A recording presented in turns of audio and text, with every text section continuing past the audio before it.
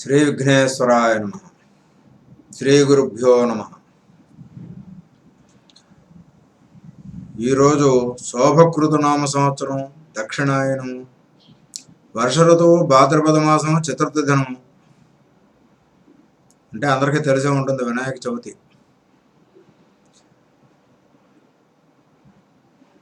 ఇటీవల కాలంలో మనం భాగవతం విందాం అనే శీర్షికలతో భాగవతం 900 పద్యగద్యాలు కలిపి ఓన్లీ ఒక్క భావార్థాలను మాత్రమే చెప్పుకొని విన్నాం.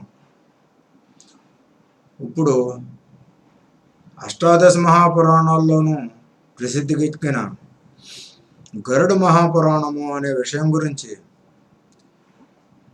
విందామని అది చెప్పాలని కోరిక అనిపించింది. దీని గురించి నాకు లభించిన ఈ పుస్తకాన్ని డాక్టరు యాళ్ళాయి నారాయణరావు గారని ఇది తెలుగులోకి ఆంధ్రీకరించారు. ఆయన ఊహించి చెప్పినటువంటి ఆయన యొక్క ఒపీనియన్ ఏంటి, ఆయన యొక్క ఉద్దేశం ఈ గరుడ పురాణం అనే విషయం మీద ఒక విషయం మనం కాసేపు విందాం. గరుడ పురాణమును ఇంట్లో నిరభ్యంతరంగా ఉంచవచ్చు. పితృకర్మల జరుపు దినాలలో గరుడ పురాణ శ్రవణము చాలా ప్రశస్తం. ఇంట్లో ఆ గ్రంథం ఉండకూడదని మాత్రం కాదు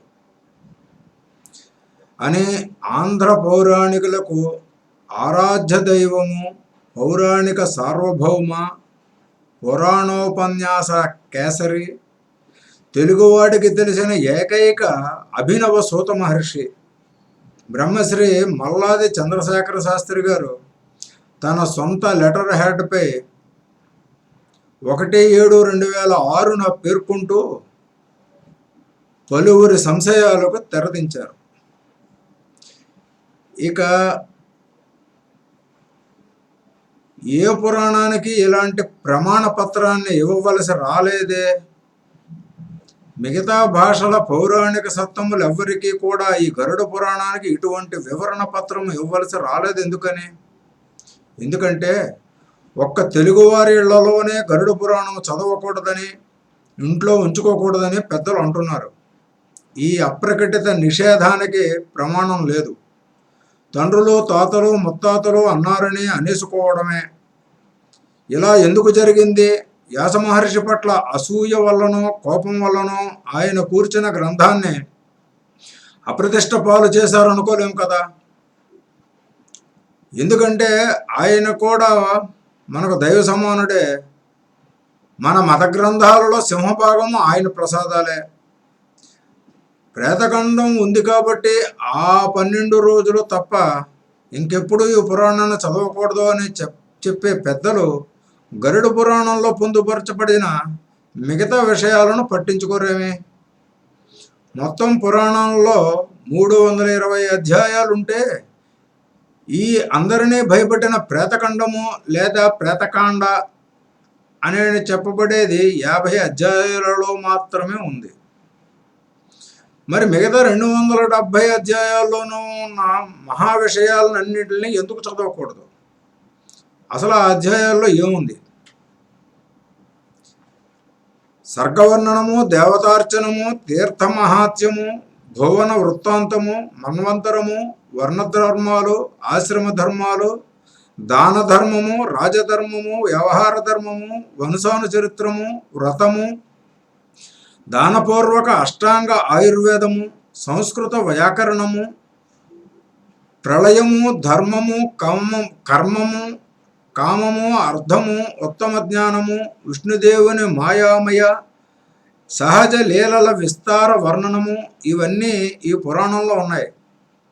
వీటిని తెలుగువారికి దూరం చేసి గరుడ పురాణం అంటే ప్రేతఖండం ఒకటే అనే అపప్రదను ప్రజల హృదయాలలో ముద్రించారు. శివ, విష్ణు, సరస్వత్యాది రహస్య పూజలు ఉన్నాయి.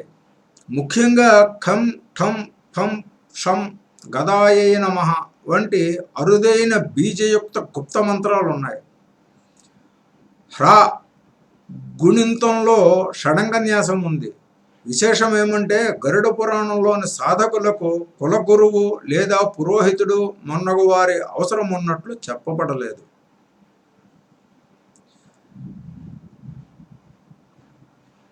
న్యాసానికి సంధ్యావందనానికి అవసరమైన అన్ని మంత్రాలు బీజాక్షరాలతో సహా ఉన్నాయి. అజ్ఞానాన్ని అనైశ్వర్యాన్ని కూడా పూజించగలిగే సంస్కారం ఇందులో ఉంది. ముద్రణలో చాలా అరుదుగా కనిపించే అంజలిబద్ధ వందిని హృదయాసక్తాది ముద్రలను ఎలా ప్రదర్శించి ఆయా దేవతలను ఎలా వశం చేసుకోవాలో ఇందులో ఉంది. భీష్ముడు చెప్పినది కాక స్వయంగా శ్రీ మహావిష్ణువు శివునికి ఉపదేశించిన విష్ణు సహస్రనామం గరుడ పురాణంలో కనిపిస్తుంది. మన దురదృష్టం వల్ల ఈ మహామంత్రం కూడా విష్ణు పంజర స్తోత్రము, మృత్యుంజయ మంత్ర జప మహిమ వంటి మహా విషయాలతో సహా తెలుగువారికి తెలియకుండా పోయింది. ఓం జుం సహ అనే 3 అక్షరాలతో మృత్యువును జయించగలిగే గొప్ప మంత్రము మృత్యుంజయ మంత్రము. ఇతరత్ర దుర్లభమైన అమృతేశ్వర ఆరాధన, షడంగ పూజా విధానము ఉన్నాయి. ప్రాణేశ్వరి విద్య ఉంది. విషానికి మంత్ర ఔషధ విరుగుడు, గరుక్మంతుని మంత్రాలు ఉన్నాయి. నిజానికి గరుడ పురాణం ఒక మంత్రశాస్త్రము, అరుదైన మంత్రాల మంజూష. పంచముఖ శివుని పూజా విధానము, త్రిపురేశ్వరి సాధన, విషదోరక మంత్రాలు కలవు. గోపాల మంత్రం, దానితో పాటు సాంగోపాంగముగా మిక్కిలి కష్టసాధ్యమైన గోపాల దేవతారాధన విధి చెప్పబడింది. ఇలా వందల కొద్దీ మంత్రాలు, బీజాక్షరాలు, హైగ్రీవ మూలమంత్రము, పూజా విధాన విధి, పూజనా విధి, గాయత్రీ మంత్రోపాసన, ఎక్కడా కనిపించని గాయత్రీ మంత్ర చతుర్థ పాదము, వాస్తు నియమాలు, సాముద్రికము, నాడీ ప్రవాహము, సాలగ్రామ రత్నశాస్త్రాలు మొన్నగు ఎన్నో విషయాలు గరుడ పురాణంలో సంపూర్ణంగా చర్చించబడ్డాయి. గారడీ విద్య గరుడ పురాణానికి ప్రత్యేకం. గరుడ పురాణం వైష్ణవ పురాణమే అయినా ఇందులో శివరాత్రి మహాత్మ్యం ఉంది. ఎవరికో కానీ తెలియని శివుని అవతారాలు ఉన్నాయి. అనేక మంత్రయుక్త వైష్ణవ కవచము, సర్వకామప్రద విద్య, విష్ణు ధర్మాఖ్య విద్య గరుడ పురాణంలో ఉపదేశింపబడ్డాయి. వీటిని ఉపాసించే వారికి అపజయం ఉండదు. గారుడి విద్య సకల శుభకారకము. ఆయుర్వేద ప్రకటనలో రోగాలకు మందులే కాక శృంగార సర్వస్వమే ఉంది. మదనకేళిలో ఎంతమందితోనైనా సంతృప్తిపరచగలే మందులు, తయారీ, వినియోగ, అనుపాన విధానాలతో సహా ఈ పురాణంలో చెప్పబడ్డాయి. అదృశ్య రూపానికి, ప్రకృతిని స్వల్పంగా జయించడానికి, నిత్య యవ్వనానికి, యవనానికి, ఇలా స్త్రీ పురుషులు మనసారా కోరుకునే మరియు చెప్పుకోలేని వాంఛలు తీర్చుకునే సాధనాలు ఎన్నో ఉన్నాయి. దీనిని పురాణంగా పల్లెటూర్లలో కానీ పట్టణాలలో కానీ చెప్పి రక్తి కట్టించడం కష్టమే. ఒక దురభిప్రాయం ఈ పురాణ రావలసినంత ప్రాచుర్యం రాకపోవడానికి కారణం కావచ్చు. అందువల్ల ఈ పురాణం ఒకటి ఉంటుందనే విషయాన్ని ప్రజలు పట్టించుకోకపోవడం జరిగినప్పుడు వ్యాస మహర్షి రాసిన పురాణం కనుమరుగైపోతుందనే భయంతో ప్రేతఖండాన్ని మాత్రమే బయటకు తెచ్చి దానిని అపరకర్మ జరిగే రోజులలో పఠించాలని విధించి ఉండవచ్చు. కాలక్రమేణా గరుడ పురాణం గురించి ఎవరైనా ఇది నాకు పూర్తిగా కావాలి అని అడిగినా అలసత్వం కొద్దీ, దుర్వినియోగం అవుతుందనే భయం కొద్దీ, ఇది చాలా ముఖ్యమైన విషయం అండి. అలసత్వం కొద్దీ అనే దాని గురించి పక్కన పెడితే, దుర్వినియోగం అవుతుందనే భయం కొద్దీ సంస్కృతంలో ఉన్న దానిని తెలుగులోకి మన పండితులు తీసుకుని రాకపోయి ఉండొచ్చు. దానికి కారణం పైన కొన్ని రకాల తంత్రాలు చూపించారు కదా, చెప్తున్నారు కదా, అవి కావచ్చు. అందుకే తెలుగులో సంపూర్ణ గరుడ పురాణం కనపడటం లేదు. చివరికి ఈనాడు భగవంతుని పట్ల పూర్తి విశ్వాసం ఉన్నవాడు దేనికి భయపడడు అనే ఋషివాక్యాన్ని సార్థకం చేస్తూ ఒక పబ్లిషరు, ఒక అనువాదకుడు ఈ మహత్తరమైన పురాణాన్ని తెలుగువారికి అందింపజేసే ప్రయత్నం జరిగింది. ఆశీర్వదించండి. నా ఊహ పొరపాటైతే మిమ్మల్ని బాధిస్తే క్షమించండి అని డాక్టర్ యాళ్ళాయ నారాయణరావు గారు ఈ పుస్తకంలో రాసుకున్నారు. అంటే దీనిని బట్టి మనం గరుడ పురాణం ఎందుకు కొంచెం కొంచెమే దొరుకుతుంది, ఆ దొరికిందే గరుడ పురాణం అని అందరూ ఎందుకు అనుకుంటున్నారు, లాంటి సమస్య, కొన్ని రకాల అపోహలకి ఈయన ఒక మార్గం చెప్పారని అనుకోవచ్చు. ఇక గరుడ పురాణం విషయానికిలో పురాణాన్ని పరిచయం చేసుకుంటే 18 పురాణాలు రాసింది వ్యాస భగవానుడే. 18 పురాణాల్లో ఒక గరుడ మహాపురాణం అనే ఒక పురాణాన్ని రాసి అది ప్రజలు ఇంట్లో ఉంచుకోకూడదు, చదువుకోకూడదు, ఓన్లీ ప్రత్యేకించి ప్రాణోత్క్రమణ జరిగిన సమయంలో ఆ ఇంట్లో మాత్రమే చదువుకోవాలి అనేలాంటి కండిషన్స్ ఆయన ఏమీ చెప్పినట్టేమీ లేదు. అంటే ఇంట్లో ఉంచుకోకూడదు వ్యాస భగవానుడు అంతటా ఆయన రాస్తారా? పైగా విష్ణుమూర్తి చెప్పినటువంటి పురాణం ఇది. ఎవరికి? ఆయన వాహనంగా ఉన్నటువంటి గరుక్మంతునికి. గరుక్మంతుడు ప్రజలు భూలోకంలో ఉన్నటువంటి వాళ్ళు ఎలాగా తరింపబడతారు, సుఖపడతారు లాంటి విషయాల యొక్క అపోహలని విష్ణుమూర్తిని అడిగితే ఆయన చెప్పినటువంటి దారి అంటే మార్గం, అందరూ కూడా సుఖ సంతోషాలతోటి మోక్షప్రదమైనటువంటి జీవితం కోసము గడపడం ఎలాగా అనే విషయాల్లాంటి గరుక్మంతుని యొక్క సందేహాలను తీర్చడం కోసం పుట్టిన పురాణం ఈ గరుడ పురాణం. ఇటువంటి పురాణాన్ని ఈ రకంగా ముద్రపడింది, అది మన దౌర్భాగ్యం అని అనుకోవాలి. కాబట్టి ఈ పురాణంలో ఇంకా చెప్పబడినవన్నీ కూడా ఒకసారి ఇంకా విందాం. ఈ పురాణాన్ని ఒక పరిచయంగా చేసుకుందాం. బహుశా ఈ భాగం అంతా దీనికే సరిపోవచ్చు. జాగ్రత్తగా వింటే ఎంతవరకు వినాలి అనేలాంటిది పడుతుంది. ఇది కూడా సుమారు 50 భాగాల పైనే వస్తుంది. మనం భాగవతం 150 భాగాల్లో చెప్పుకోవడం జరిగింది. ఇంకా గరుడ పురాణం భారతీయ విజ్ఞాన సర్వస్వం అని, అమరకోశంతో సహా ఎన్నో గ్రంథాలలో పురాణం పంచలక్షణము అని కనపడుతుంది. భాగవతంలో మాత్రం పురాణం దశలక్షణ సమన్వితమని ఇలా చెప్పబడింది. సర్గోసాధ్య విసర్గశ్చ వృత్తి రక్షాంతరాణి చ వంశానుచరితం సంఖ్యాహేతురపాశ్రయ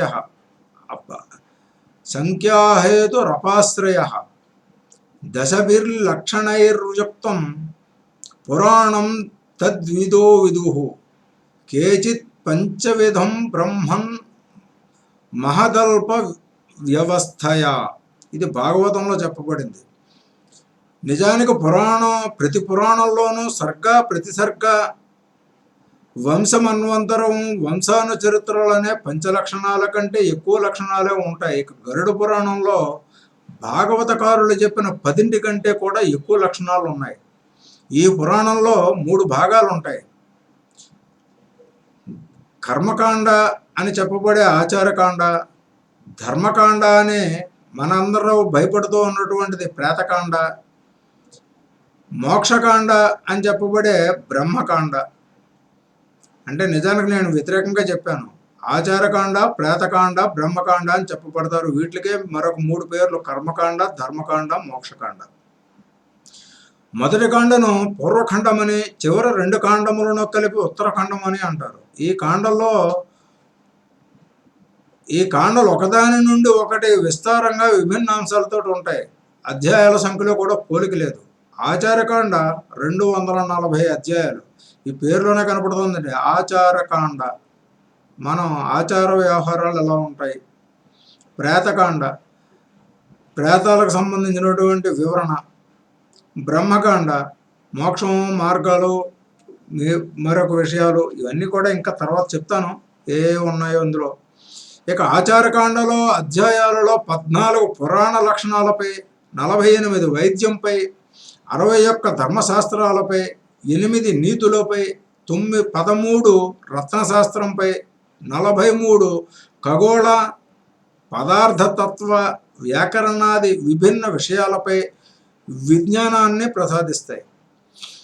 ధర్మ లేదా ప్రేతకాండలోని మృత జీవాత్మ మరణానంతర ప్రయాణము, కర్మ నుండి విడుదల అనే విషయాలు కూలంకషంగా చర్చించబడ్డాయి.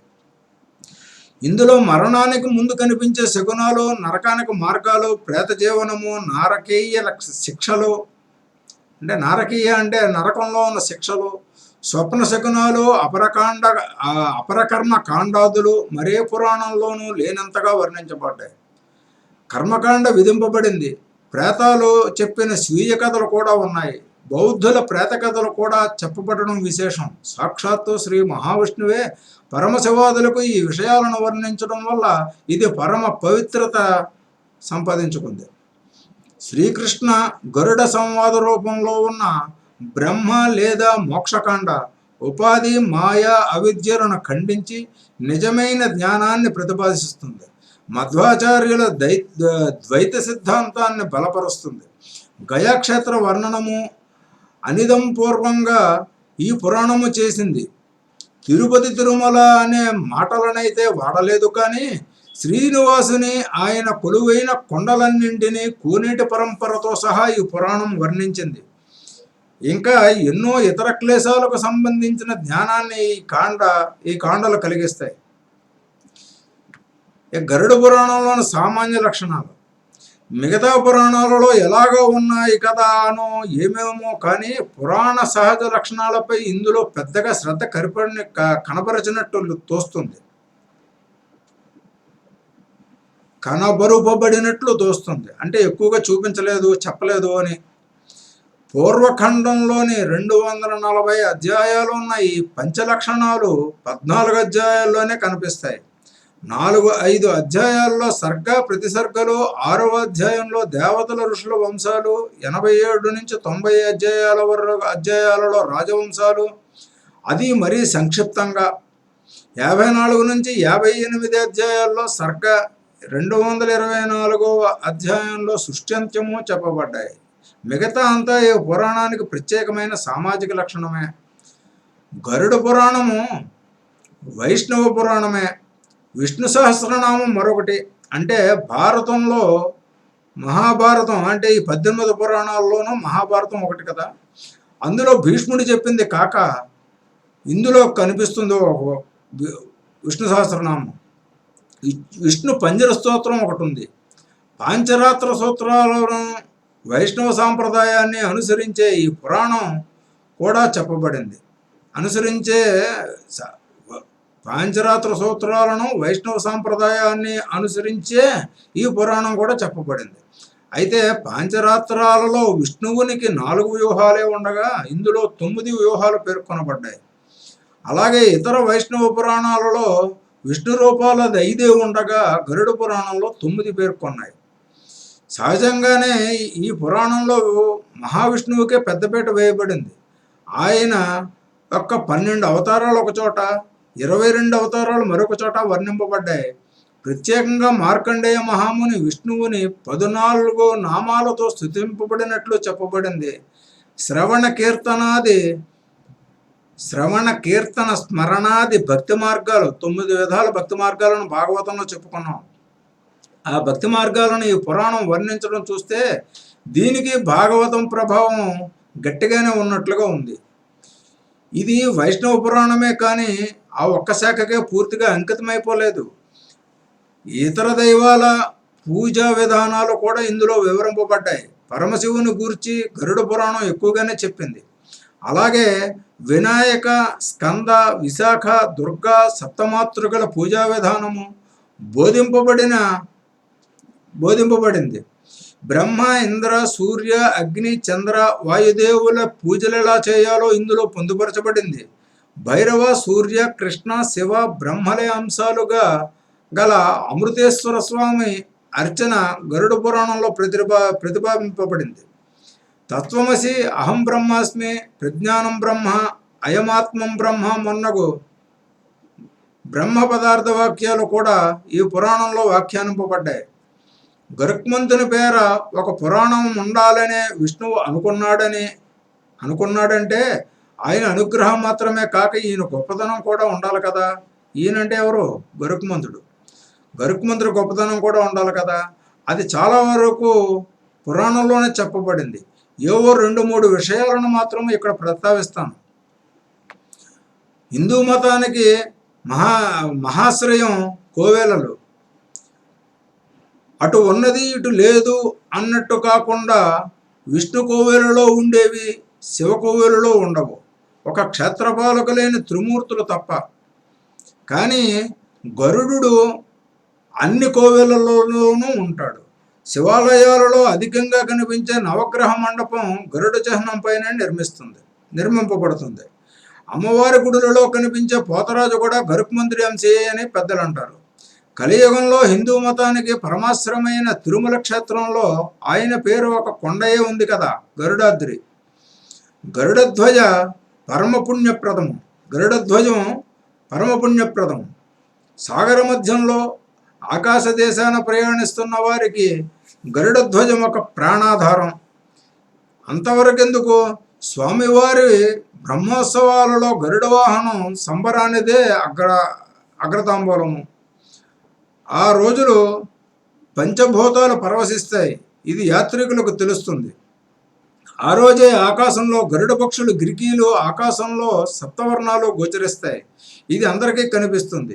ఇది గరుత్మంతుని మహత్సము. అందుకే వైష్ణవులంతా ఆయనను గరుడాళ్వారు అని మిక్కిలి భక్తితో కొలుస్తారు. అందుకే మహావిష్ణువు గరుడుని పేరు మీద ఒక పురాణాన్ని సృష్టించి దానిని భారతీయ విజ్ఞాన సర్వస్వంగా మలిచాడు. కాబట్టే ఇది ఒక భారతీయ విజ్ఞాన సర్వస్వం. అక్షర జ్ఞానం ఉన్న వారికందరికీ ఆవశ్య పఠనీయము. అందరూ సదా అర్థం చేసుకుని జాగ్రత్తగా వింటారు అనే ఉద్దేశ్యంతో ఈ పురాణం గురించి చెప్పడం మొదలుపెట్టాను. పురాణంలోకి ఇందులో ఏమున్నాయో ఇంకా చూద్దాం.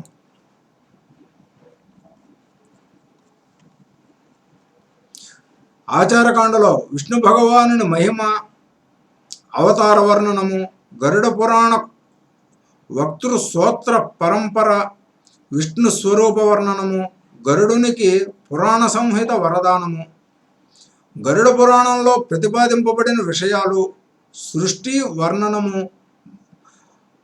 మానస సృష్టి వర్ణన, దక్ష ప్రజాపతి సృష్టి విస్తారము, ధ్రువ వంశము, దక్ష సంతతి, దేవపూజా విధానము, వజ్రనాభ మండలము, విష్ణు దీక్ష, లక్ష్మీ పూజ, నవ వ్యూహార్చన విధి, పూజానుక్రమిక నిరూపణము, విష్ణు పంజర స్తోత్రము, ధ్యాన యోగ వర్ణనము, విష్ణు సహస్రనామము, విష్ణు ధ్యానము, సూర్యార్చన, మృత్యుంజయ మంత్ర జపమహిమ, ప్రాణేశ్వరి విద్య అంటే సర్ప విష దుష్ట ఉపద్రవహరం. ప్రాణేశ్వరి విద్య వల్ల మనకి వీటి నుంచి తప్పించుకోవచ్చు. పంచభక్త పూజనము, శివార్చన విధి, త్రిపురాదేవి గణేశాదుల పూజ, విషదూరక మంత్రము, గోపాలదేవుని పూజ, శ్రీధర త్రైలోక్యమోహన యంత్రము, పంచతత్వార్చన విధి, సుదర్శన చక్ర పూజా విధి, హైగ్రీవ పూజా విధి, గాయత్రీన్యాసము, సంధ్యావిధి, దుర్గాదేవి స్వరూపము, సూర్య ధ్యానము మరియు మహేశ్వరి పూజాన విధి, శివ పవిత్రారోపణ విధి, విష్ణు పవిత్రారోపణ విధి, బ్రహ్మమూర్తి ధ్యాన నిరూపణము, వివిధ శాలగ్రామ శిలలు లక్షణాలు, వాస్తు మండల పూజా విధి, ప్రసాద లక్షణాలు, దేవప్రతిష్ఠ, సామాన్య విధి, వర్ణాశ్రమ ధర్మాలు, నిత్యకర్మలు, అశౌచాలు, దాన ధర్మము, దేవతోపాసన, ప్రాయశ్చిత్తాలు, నవనిధులు, ఐశ్వర్యవంతుల లక్షణాలు, స్వభావాలు, భువనకోశ వర్ణన, ప్రియవ్రత మహారాజు వంశము, భరతవర్ష వర్ణన, పక్ష పుష్కరాది ద్వీపాలు, పాతాళము, నవగ్రహాల రథాలు, జ్యోతిచక్రంలో వర్ణించబడే నక్షత్రాలు, వాటి దేవతలు, శుభాశుభ యోగాలు, ముహూర్తాల వర్ణన, గ్రహ దశ, యాత్రా శకున, సూర్యచక్రాది నిరూపణము, గ్రహాల శుభాశుభ స్థానాలు, తదనుసారంగా శుభాశుభాల ఫలాల సంక్షిప్త వివేచన, లగ్న ఫలాలు, రాసుల చరతిరాది భేదాలు, గ్రహాల స్వభావాల 7 వారాలలో చేయవలసిన యోగ్య ప్రశస్త్య కార్యాలు, స్త్రీ సాముద్రిక శాస్త్రానుసారము స్త్రీ పురుషుల శుభాశుభ లక్షణాలు, మస్తక హస్తరేఖ ఆధారంగా వ్యక్తుల ఆయు పరిమాణము, స్త్రీల శుభాశుభ లక్షణాలు, స్త్రీల పురుషుల సామాన్య లక్షణాలు, చక్రాంకిత శాలిగ్రామ శిలలు, తీర్థ మహాత్యాలు, 60 సంవత్సరాల పేర్లు, స్వరోదయ విజ్ఞానము, రత్నాల పుట్టుక కథ, వజ్ర పరీక్ష, ముత్యాలు, వాటిలో రకాలు, లక్షణాలు, పరీక్షణ విధి, పద్మరాగమణి లక్షణాలు, పరీక్షా విధి, మరకతమణి లక్షణాలు, పరీక్షా విధి, ఇంద్రనీలమణి లక్షణాలు, పరీక్షా విధి, వైడూర్యమణి పరీక్షా విధి, ఇతర మణులు అంటే పుష్యరాగ, కర్కేతన, భీష్మక, పులక, రుధిరాక్ష, స్ఫటిక, విద్రుమ. ఇక గంగా తీర్థాల మహిమ, గయా మహాత్యము, శ్రాద్ధాది కర్మల ఫలము, గయా శీర్ష మహిమ, విశాలుని కథ, గయా తీర్థంలో పిండ ప్రధాన మహిమ, ఆది గదాధర మహాక్షేత్రము మహాత్యము, 14 మన్వంతరాలు, 18 విద్యలు, రుచి ప్రజాపతితో పితరుల సంవాదము, రుచిగావించిన పితృస్థుతి, శ్రాద్ధాలలో ఆ స్థుతి పాఠ మహాత్యము, విష్ణు భగవానుని అమృత ధ్యాన స్వరూపము, వర్ణధర్మ నిరూపణము, గృహస్థ ధర్మ నిరూపణము, వర్ణశంకర జాతుల ప్రాదుర్భావము, గృహస్థ ధర్మము, వర్ణధర్మము, 37 ప్రకారాల అనధ్యాయము, ద్రవ్యశుద్ధి, దాన ధర్మ మహిమ, శ్రాద్ధాధికారులు, దాని సంక్షిప్త మహిమల ఫలాలు, వినాయక శాంతి స్నానము, గ్రహశాంతి, వానప్రస్థ ధర్మ నిరూపణము, సన్యాస ధర్మ నిరూపణము, కర్మ విపాక నిరూపణము, ప్రాయశ్చిత్తాలు, కృత్య, పరాక, చాంద్రాయణాది వ్రతాల స్వరూపాలు, అశోచము, వితృప్తి, పరాశర మహర్షి చెప్పిన వర్ణాశ్రమ ధర్మాలు, ప్రాయశ్చిత్త కర్మలు, బృహస్పతి ప్రోక్త నీతిసారము, రాజనీతిసారము, తిథులు, వ్రతాలు, అనంగ త్రయోదశి వ్రతము, అఖండ ద్వాదశి వ్రతము, అగస్యార్ఘ్య వ్రతము, రంభా తృతీయ వ్రతము, చాతుర్మాస్య వ్రతము, మాసోపవాస వ్రతము, భీష్మ పంచక వ్రతము, శివరాత్రి వ్రతకథ విధానము, ఏకాదశి మహాత్మ్యము, విష్ణుమండల పూజా విధి, భీమా ఏకాదశి,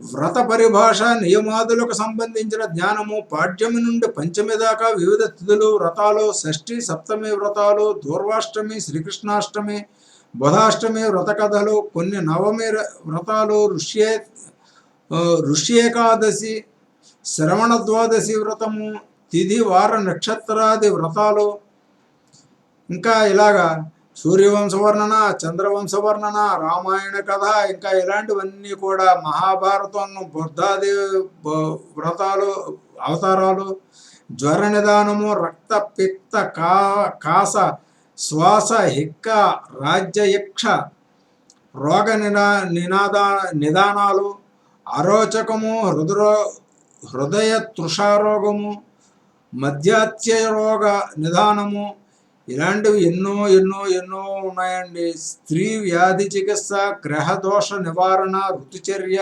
పద్యకారక, సర్వౌషధాలు, జ్వరము, అతిసార నివారణ, సంక్షిప్త ఔషధీయ యోగశాస్త్రము, పాండురోగము, ఉదర రోగము, మూత్రఘాత నిదానము, ఇంకా ఇలాంటివి ఎన్నో ఎన్నో ఉన్నాయి. అన్నీ చెప్పాలనుకుంటే ఇందులో చెప్పబడినటువంటివే దగ్గర దగ్గర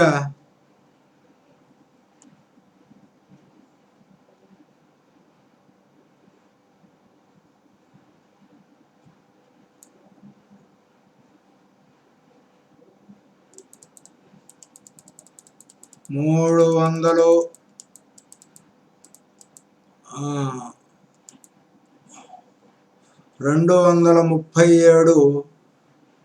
ఆఖరిది గరుడ పురాణం మహాత్మ్యం. ఇందులో ఇంకా చెప్పుకోవాలనుకుంటే ఎన్నో ఉన్నాయి. సూర్యపుత్రి కాళిందిని నది, భద్రా మిత్రవింద కృష్ణపత్తులైన విధానము, కృష్ణపత్ని నీల అంటే నాగనచితి కథ, ఇలాంటివన్నీ కూడా, ఇంకా గరుడునికి శ్రీకృష్ణుడు చెప్పిన విష్ణు మహిమ, ప్రళయాంతంలో శేషశయనుని స్తుతి, ఇంకా ఇలాంటివి ఎన్నెన్నో ఉన్నాయండి. అవన్నీ చెప్పుకుంటే ఈ భాగంలో మనకు టైము సరిపోదు. కాబట్టి ఆ విష్ణుదేవుని స్మరించుకుంటూ వచ్చే భాగం నుంచి పురాణంలోకి మొదలుపెట్టి గరుడ పురాణం చెప్పుకుందాం. స్వస్తి. శ్రీకృష్ణార్పణమస్తు.